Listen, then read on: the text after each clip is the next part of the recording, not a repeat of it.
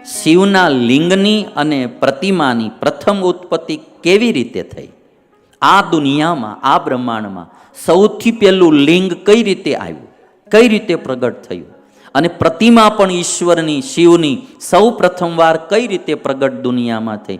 ક્યાંથી શિવલિંગ અને શિવ પ્રતિમા દુનિયામાં આવી? સૌ પ્રથમવાર ક્યારે પ્રગટ થયું? એવો પ્રશ્ન સનત કુમારે પૂછ્યો.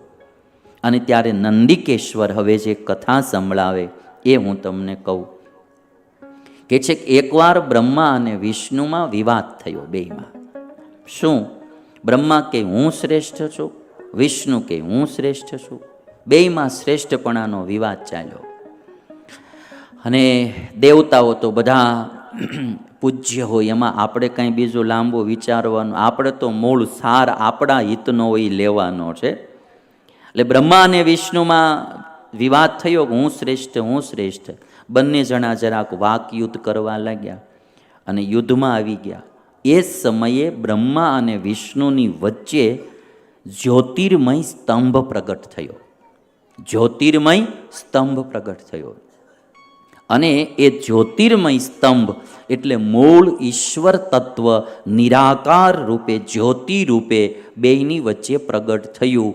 આ સૌથી પહેલું લિંગ પ્રગટ થયું. સૌથી પહેલું લિંગ પ્રગટ થયું બ્રહ્મા અને વિષ્ણુની વચ્ચે. જ્યોતિર્મય સ્તંભ આખો પ્રગટ થયો. હવે બંને જણા જ્યાં બ્રહ્મા વિષ્ણુ યુદ્ધ કરતા હતા, તેના બેયના શસ્ત્રો ત્યાં શાંત થઈ ગયા. વચ્ચે જ્યોતિર્મય સ્તંભ પ્રગટ થયો, બેયના શસ્ત્રો શાંત થઈ ગયા. બંનેને આશ્ચર્ય થયું કે મારો આ સ્તંભ હશે કોણ? હે, આમ ઉપર ક્યાંય નજર ન પોગે ત્યાં સુધી સ્તંભ દેખાય. સ્તંભનો અંત પામવા માટે બંને જણાએ વિચાર કર્યો. વિષ્ણુ કે હું નીચે જાઉં સ્તંભની, અને બ્રહ્માજી કે હું ઉપર જાઉં, અને આનો અંત પામીએ કે આ સ્તંભ ક્યાં સુધી છે, જ્યોતિર્મય સ્તંભ. એટલે બંને જણા, વિષ્ણુ ભગવાન નીચે ચાલ્યા, બ્રહ્માજી ઉપર ચાલ્યા. વિષ્ણુ ભગવાન ઘણું ચાલ્યા નીચે નીચે નીચે, પણ ક્યાંય અંત આવ્યો ને એટલે પાછા વળી ગયા કે આમાં કાંઈ અંત આવશે નહીં, એટલે ઉપર પાછા આવી ગયા. બ્રહ્માજી ઉપર ચાલતા હતા ને, ત્યાં ઉપરથી એક કેતકીનું પુષ્પ નીચે પડતું હતું. કેતકીનું પુષ્પ. બ્રહ્માજી એને પૂછું કે ભાઈ તમે ક્યાં જાઓ છો? તો બ્રહ્મા કે હું આ સ્તંભનો અંત પામવા જાઉં છું.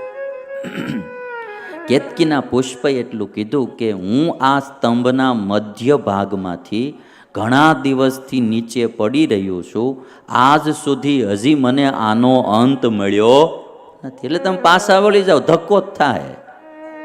આનો અંત મળે એમ છે. મૂળ વાત રૂપકના રૂપમાં કીધી કે ઈશ્વર છે એ અનંત છે, એનો અંત કોઈ પામી શકતું નથી, એ અનંત છે.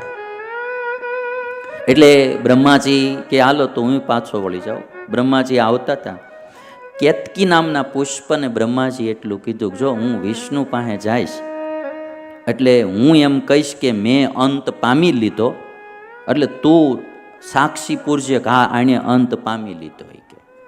સમજાણું? બ્રહ્માજીને 5 મુખ હતા પહેલા, એ સાંભળજો, 5 મુખ હતા. અત્યારે પછી ચતુર્મુખ કેમ થયા ને એ કથા શિવપુરાણમાં લખી. એટલે બ્રહ્માજી કેતકીને કહે છે કે તું કહેજે કે બ્રહ્માજીએ અંત પામી લીધો. પામ્યા તો નહોતા પણ ખોટું બોલવાની વાત કરી, તું સાક્ષી પૂરજે પામી લીધો એમ. કેતકી કે કાંઈ વાંધો નહીં. આવ્યા વિષ્ણુ પાસે. વિષ્ણુ ભગવાન પાસે આવી અને કીધું કે બ્રહ્માજી કે હું અંત પામીને આવી ગયો, અને તમને જો ભરોસો ન આવતો હોય તો આ કેતકીને પૂછો. કેતકીએ ખોટી સાક્ષી પૂરી. હા, એ કે એણે અંત પામી લીધો. વિષ્ણુ ભગવાને તો બ્રહ્માજીને અંત પામી લીધો ઈશ્વરનો એટલે મોટા જાણી વિષ્ણુ ભગવાને બ્રહ્માજીની પૂજા કરી.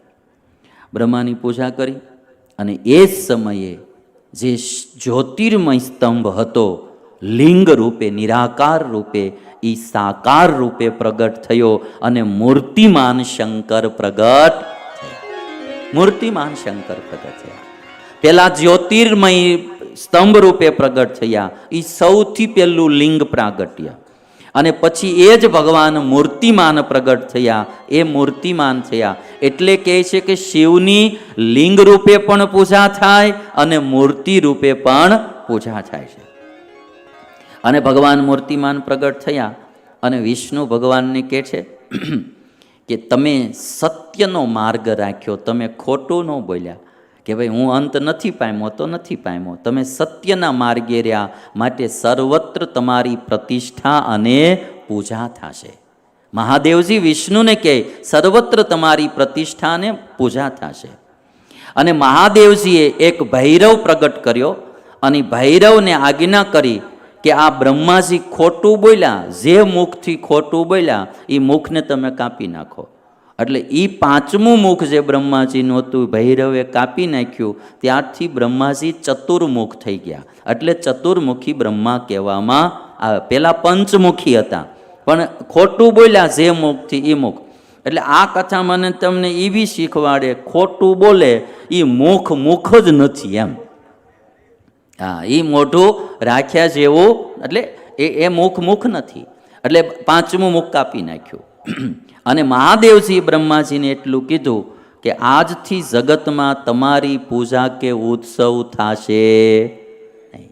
વિષ્ણુએ સત્યનો આશ્રય લીધો એટલે એની સર્વત્ર પ્રતિષ્ઠા અને પૂજા થશે. બ્રહ્માજીને કહે છે કે તમારી પૂજા કે ઉત્સવ થશે નહીં. એટલે તમે જાણો છો કે લગભગ ક્યાંય બ્રહ્માજીના મંદિરો નથી. એક રાજસ્થાનમાં પુષ્કરમાં છે, બાકી ક્યાંય એના મંદિરો નથી. મહાદેવજી આવું કીધું. અને કેતકી નામનું જે પુષ્પ હતું ને, એ પુષ્પને મહાદેવજી એવું કીધું કે તે ખોટી સાક્ષી પૂરી, માટે મારી પૂજામાં તું ચાલીશ નહીં. ખોટા માણા પૂજામાં ન હાલે લ્યો. એટલે શિવની તો પૂજા કરવામાં સત્ય જોઈએ ભાઈ, અસત્ય તો શિવની પૂજામાં ન ચાલે. એટલે કેતકીનું પુષ્પથી શિવની પૂજા થાય નહીં, એવું શિવ મહાપુરાણમાં લખ્યું છે. અને આ બાજુ બ્રહ્મા અને વિષ્ણુ બંને જણાએ મહાદેવજીની પૂજા કરી છે. આ રીતે સૌથી પહેલું લિંગ આ દુનિયામાં પ્રગટ થયું. અને એ લિંગમાંથી જ ભગવાન મૂર્તિમાન પ્રગટ થયા. પહેલાં નિરાકાર જ્યોતિર્સ્તંભ રૂપે પ્રગટ થયા અને પછી સાકાર મૂર્તિમાન પ્રગટ થયા. માટે શિવની લિંગ સ્વરૂપે પણ પૂજા થાય છે અને મૂર્તિમાન પણ પૂજા થાય છે. અને મહાદેવજી એટલું કીધું કે સંસારમાં જે દિવસે હું પ્રગટ થયો એ દિવસ શિવરાત્રિના નામથી પ્રસિદ્ધ થશે. એ દિવસ શિવરાત્રિના નામથી પ્રસિદ્ધ થશે. અને જ્યારે જ્યોતિર્મય સ્તંભ પ્રગટ થયો ત્યારે માર્ગશીર્ષ માસ, માક્ષર મહિનો હતો, માર્ગશીર્ષ માસ હતો, આદ્રા નક્ષત્રનો દિવસ હતો. અને શિવજી કહે છે કે આ દિવસે, શિવરાત્રિના દિવસે જે લિંગની પૂજા કરશે કે પ્રતિમાના દર્શન કરશે, લિંગના દર્શન કે પ્રતિમાના, એ મને મારા દીકરા કાર્તિકે કરતાં પણ વધારે વાલો લાગશે.